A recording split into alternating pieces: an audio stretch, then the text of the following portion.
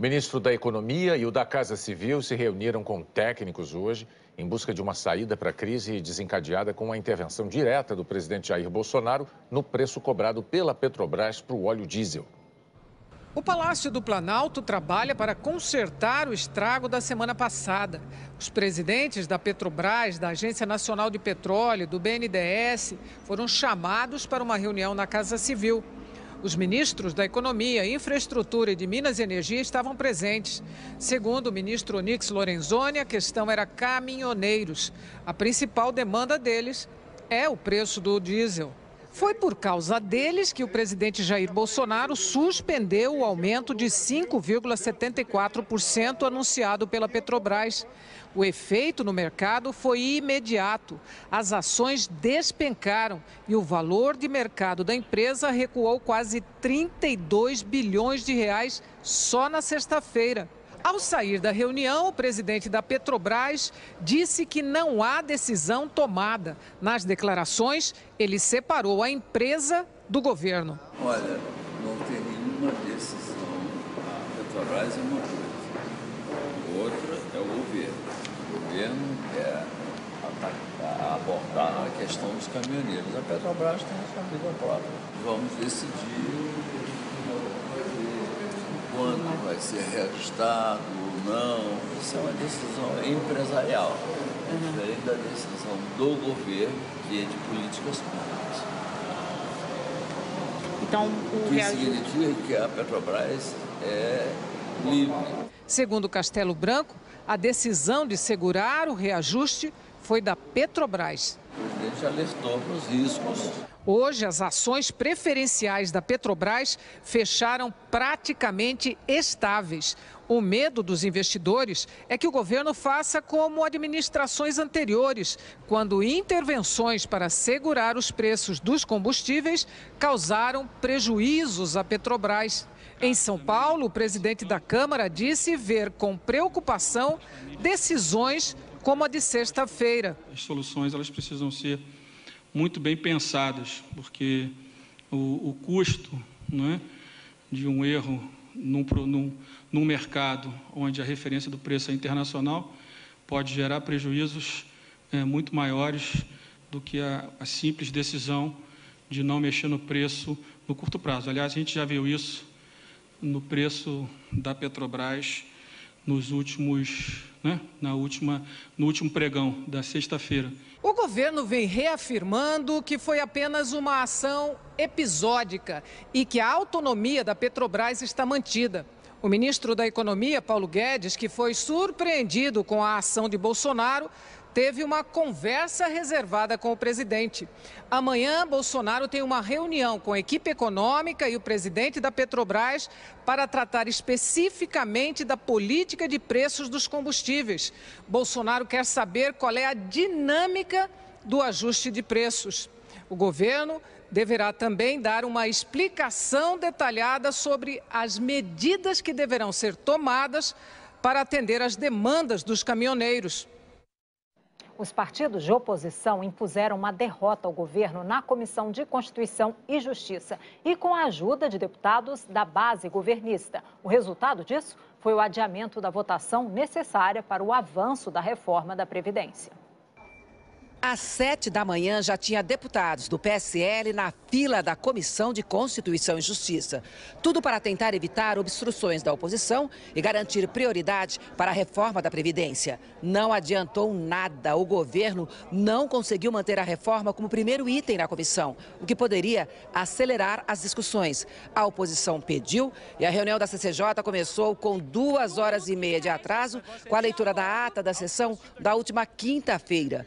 A primeira derrota do governo. Em seguida, parlamentares do chamado Centrão cumpriram o que já vinham falando desde a semana passada. Pediram para que a CCJ votasse antes da Previdência a proposta do orçamento impositivo, que obriga o governo a pagar as emendas parlamentares de bancadas previstas no orçamento. Progressistas, PR, Podemos e PT defenderam a inversão da pauta. O Partido Novo tentou evitar a inversão. Inverter a pauta para colocar o orçamento impositivo antes da PEC da Previdência é um abuso. Existe um grau de importância A reforma da Previdência é necessária, é urgente, é muito mais importante do que a PEC do orçamento. Na votação, outros partidos também defenderam a inversão, incluindo até o PSL, partido do presidente Jair Bolsonaro. Somente PSDB, Patriota, Novo e uma deputada do PSL, Bia Kicis, votaram contra.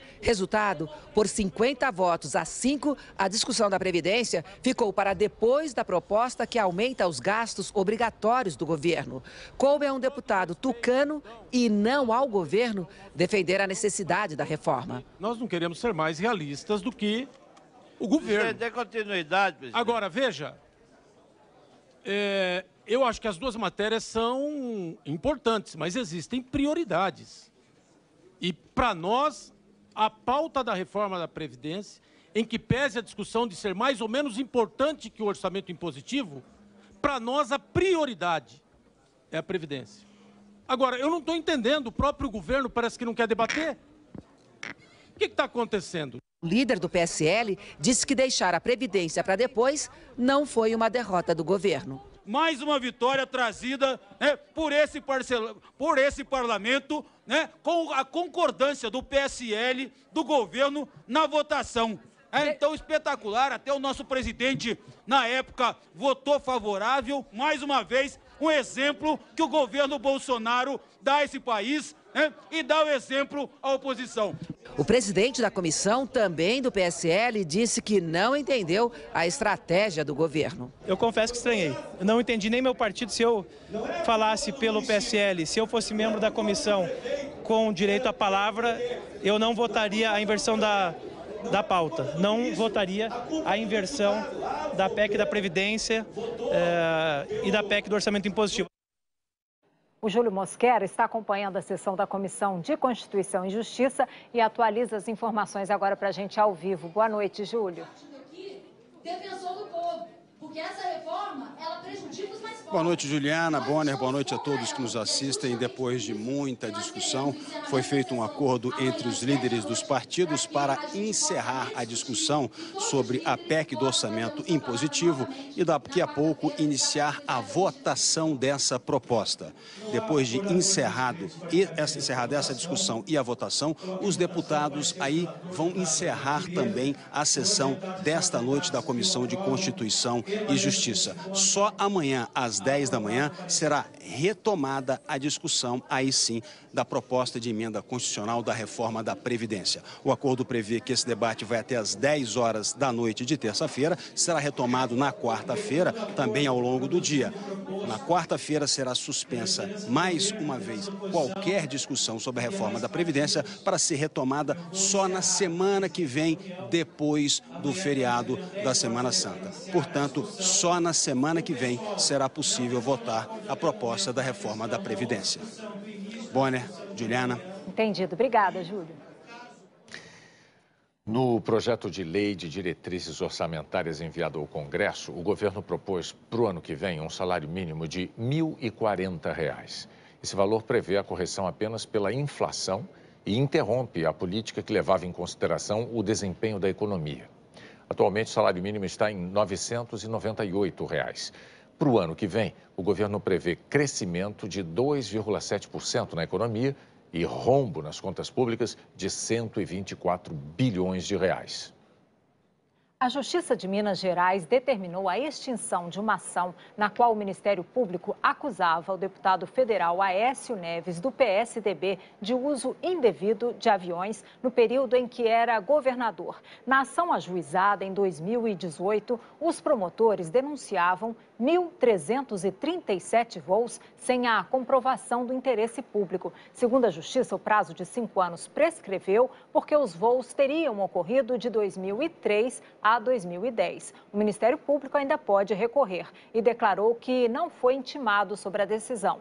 A assessoria de Aécio Neves afirmou que os voos respeitaram as normas do Estado. A Justiça de São Paulo tornou réus o ex-governador Geraldo Alckmin, do PSDB, o ex-secretário de Planejamento Marcos Monteiro, a construtora Odebrecht e 4 ex-executivos da empresa. Os bens deles foram bloqueados até o valor total de 40 milhões de reais. O Ministério Público acusa o Odebrecht de ter feito doação à campanha em que Alckmin foi reeleito governador em 2014, sem declarar à Justiça Eleitoral. Caixa 2. Segundo um dos delatores da empresa, foram 8 milhões e 300 mil reais. A defesa de Geraldo Alckmin declarou que vai recorrer e que a decisão é fundada em grave erro porque não há nem poderia haver qualquer associação da suposta doação eleitoral com atos de governo. A Odebrecht declarou que tem colaborado com as autoridades. O advogado de Marcos Monteiro disse que as provas são frágeis e que vai recorrer. A seguir, o IBAMA desagrada ao governo por destruir equipamentos usados em crimes ambientais.